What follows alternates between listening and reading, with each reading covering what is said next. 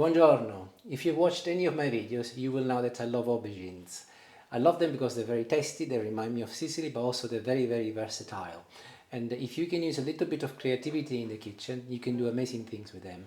And today I'm going to give you an example. I've got a couple of aubergines and I will be removing the little head from the top.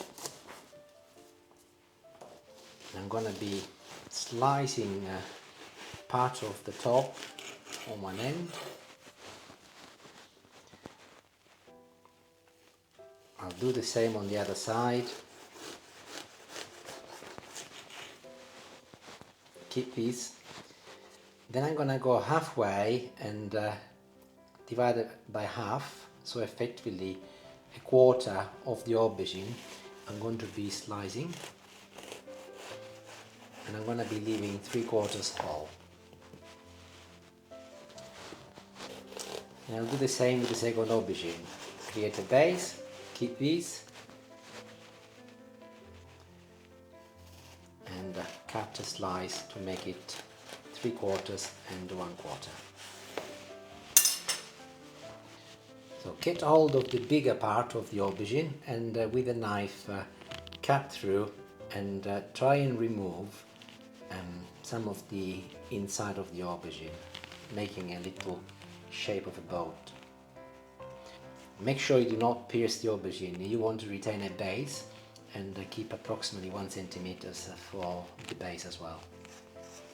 If you cut several lines down, that'll become easier to take it out. If you put your knife through, you should be able to just lift them off easily, like so. Once you've removed some of the aubergine, go in with a spoon and scrape off some of the rest. But again, I will repeat, make sure you do not go through the aubergine. Here, like this, I'm happy that I've got enough here for a filling and I've got a base. And I've completed the second one as well. Ensure that you place them in an oven tray and you match them so that the top that has come off from each piece of aubergine matches effectively. That one there and that one there. And sprinkle a little olive oil on top of each piece of aubergine. And also add a pinch of salt. And before I do anything else, I pop them in the oven for 20 minutes at 180 degrees. In the meantime, I will crack on with the rest of the recipe. I've got some olive oil, which I will be putting in a pan. And a clove of garlic. I will be removing the skin first and the little bottom. And I'll chop it into thin little slices. And I will add it to the oil. This morning I defrosted some spinaches, and the reason why I defrosted them is because I want to get rid of all of the water. These are 3 bowls, and as you can see there is a bit of water still in there. So get them in your hand and squeeze them. And add them to the garlic and the oil. Also, I've got 3 little sausages. There are 3 little cipollatas which I'm chopping into little pieces, and I will be adding them to the spinaches and the rest of my ingredients. I'm gonna go back to the aubergines now, and this is what I have removed from the inside. And also I've got the other pieces of aubergine which I didn't use, and I'm gonna be mixing them together, but I will cut them into little cubes.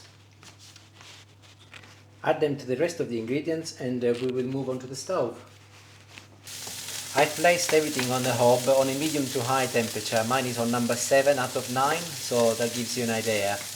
And start cooking everything until everything is actually nice and soft and browned, and mix obviously with a spoon in the process.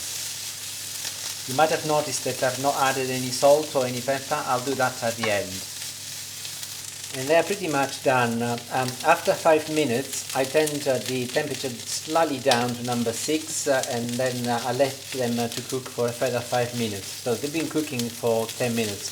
What takes the longest is the aubergines because they are a little bit trickier to cook.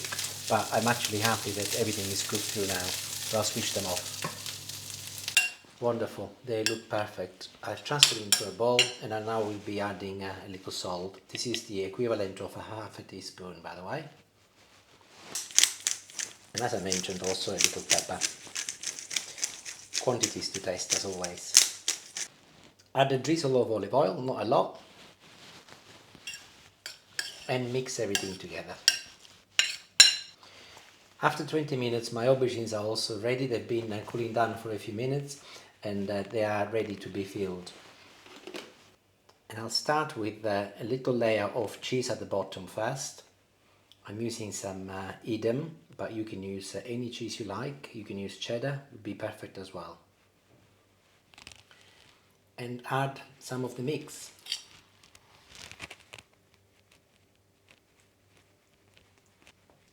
And pat it down as much as you can without breaking the aubergine, of course.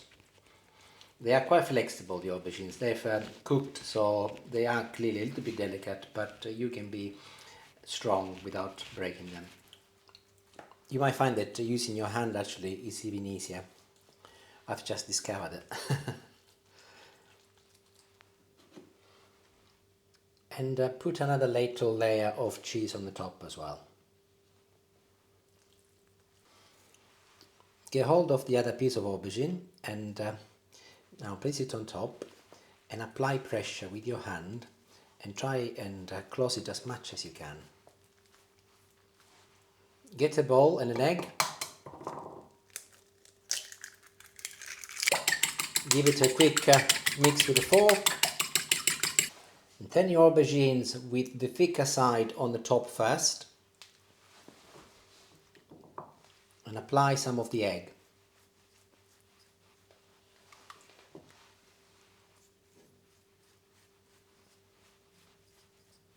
Apply a little olive oil in the same pan where you fried all of your mix earlier.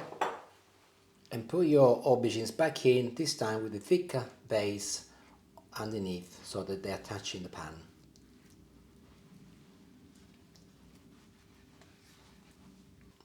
And apply more of your egg on top as well. And I'm back on the hob with a medium to high heat number 7 again, and I'll start frying the aubergines. I want to make sure that effectively the cheese inside melts and everything bonds together. However, once they get going, I've turned it down to number 5, so a medium heat will be perfect. Need to cook long and slow. And I'll put the lid on so that the heat stays all inside the pan and everything cooks through nicely. They have been cooking for 5 minutes and it's time to turn them around. So you will need 2 spatulas, otherwise you will break them. And go in the same direction and then you go underneath, turn them around and the job done. This sausage here, I'm afraid I like to eat it. I'll do it again. Same direction, assertive but gracefully. Turn it around and slide it through. And they're done, cooked perfectly, and you can eat them as they are. You can eat them hot or you can also eat them cold, entirely up to you. However, I'm going to do something extra. Put a couple of handfuls of breadcrumbs in a plate, and the eggs that we had left over, put it on top of each aubergine. Once again, lift them up and put them on top of the breadcrumb.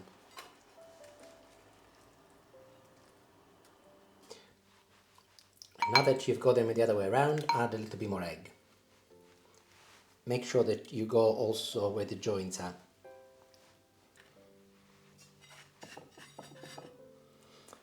And turn them around.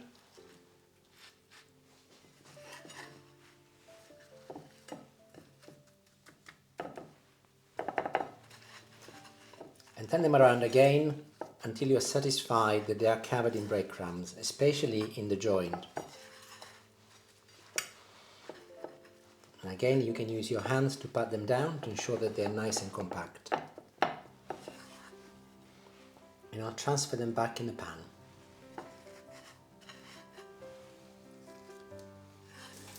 And I'm back on the hob one last time.